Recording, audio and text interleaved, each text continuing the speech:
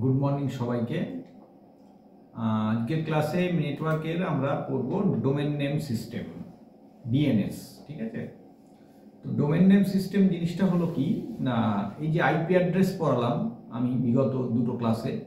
তো আইপি অ্যাড্রেসটা তো একটা সংখ্যা। তো যখন একটা ওয়েবসাইট আমরা খুলতে চাই তখন ওয়েবসাইটটা কিন্তু এরকম একটা আইপি অ্যাড্রেস দিয়ে খোলা যায়, কারণ ওই ওয়েবসাইট প্রত্যেকটা ওয়েবসাইটের একটা নির্দিষ্ট আইপি অ্যাড্রেস থাকে। কিন্তু মুশকিলটা হলো যে আইপি অ্যাড্রেস দিয়ে যদি খুলতে যাই তাহলে আমাকে ওই আইপি অ্যাড্রেসটা মনে রাখতে হবে, যেটা খুব কঠিন কাজ। কারণ সাধারণত আমরা আইপি অ্যাড্রেস মনে রাখা পছন্দ করব না, কারণ দেখেছো তোমরা নিশ্চয়ই যে ফোন নাম্বারের ক্ষেত্রে যেমন হয় যে বড় বড় ফোন নাম্বার আমরা মনে রাখতে চাই না, আমরা কি করি ফোনের কন্ট্যাক্ট লিস্টে সেভ করে রেখে দিই। এখানেও তাই ডোমেন নেম সিস্টেম এমন একটা সিস্টেম যেখানে কি করা হয়, আইপি অ্যাড্রেসের এগেনস্টে একটা নামকে লেখা হয় আর কি, স্টোর করা হয়। তো এখানে এটা কাজটা কিভাবে করে, এই যে নামটা স্টোর হয়ে থাকে সেটা কিন্তু অ্যাকচুয়ালি একটা মানে তার জন্য পৃথক একটা সার্ভার ব্যবহার হয়, এবং সেই সার্ভারটার নাম হচ্ছে ডোমেন নেম সার্ভার, এবং পুরো ব্যবস্থাটার নাম হচ্ছে ডোমেন নেম সিস্টেম। ঠিক আছে, তো এটা কিভাবে কাজ করে একটু দেখে নাও, তাহলে বুঝতে সুবিধা হবে। এর কাজ করার প্রসেসটা হচ্ছে এই রকম। হ্যাঁ, ধরো তোমার বাড়িতে একটা ল্যাপটপ আছে বা ধরো মোবাইল আছে। এই যে বাঁ দিকে ছবিতে দেখতে পাচ্ছ এইটা হলো ল্যাপটপ বা মোবাইল। তো তুমি প্রথমেই যখন একটা ল্যাপটপের মধ্যে বা মোবাইলের মধ্যে কোনো একটা আইপি অ্যাড্রেস টাইপ করলে তখন তোমার মোবাইল বা ল্যাপটপ কি করবে, দেখবে যে ওই মোবাইল বা ল্যাপটপের যে ক্যাশ মেমোরি আছে সেই ক্যাশ মেমোরি মানে একটা টেম্পোরারি মেমোরি, সেই টেম্পোরারি মেমোরির মধ্যে আইপি অ্যাড্রেসটা আছে কিনা, মানে তুমি যেটা লিখলে ধরো www.google.com লিখলে, তার যে আইপি অ্যাড্রেস সেটা ওর মধ্যে স্টোর করা আছে কিনা ওর ক্যাশের মধ্যে ও দেখবে।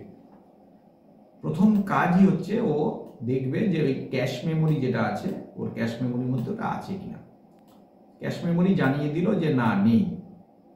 যখন ও জানতে পেরে গেল যে না আমার ক্যাশ মেমোরিতে নেই, তখন ও কি করবে, রাউটারের কাছে আইপি অ্যাড্রেস চাইবে।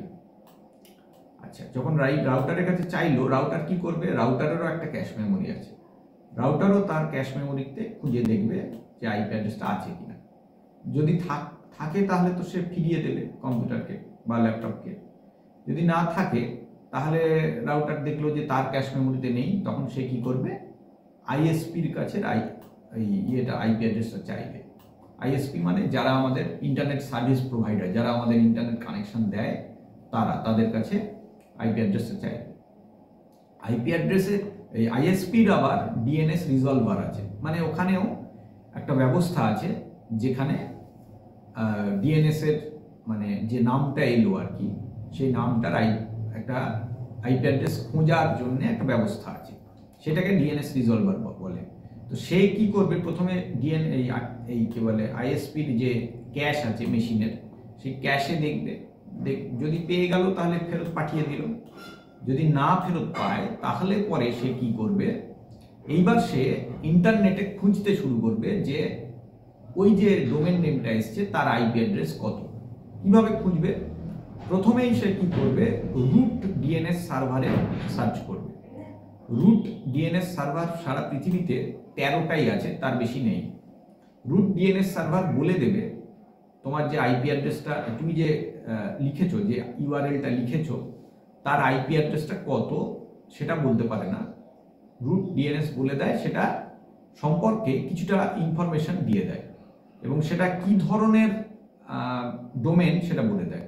রুটের মধ্যে, রুট ডিএনএস সার্ভারের মধ্যে কি থাকে, ধরো তুমি লিখেছো .com, তাহলে যে সমস্ত কমার্শিয়াল ওয়েবসাইটগুলো আছে তার যে ডোমেন নেমগুলো বা তার যে আইপি অ্যাড্রেসগুলো আছে সেগুলো সম্পর্কে ইনফরমেশন কোথায় পাওয়া যাবে সেটা রুট ডিএনএস সার্ভার বলে দেবে। ঠিক আছে, তার মানে এই রুট ডিএনএস সার্ভার তোমাকে কিছু ইনফরমেশন দিয়ে ফেরত পাঠিয়ে দিল, বুঝতে পারলে। এইবার তুমি কি করবে, কিছুটা পাওয়ার পর সেই ইনফরমেশনটা নিয়ে আবার সার্চ করছো, মানে আইএসপির যে ডিএনএস রিজলভার সে আবার সার্চ করবে কোথায় না টপ লেভেল ডোমেন সার্ভার যেটা আছে সেইখানে। টপ লেভেল ডোমেন সার্ভারের কাছেও কিন্তু অরিজিনাল আইপি অ্যাড্রেসটা থাকে না, তার কাছে ওই ডোমেন সম্পর্কে যাবতীয় ইনফরমেশন থাকে। সে কি করে, সমস্ত ইনফরমেশন দিয়ে আইএসপি রিজলভারকে সম্পূর্ণ ইনফরমেশনটা ওই ডোমেন নেম সম্পর্কে দিয়ে দেয়।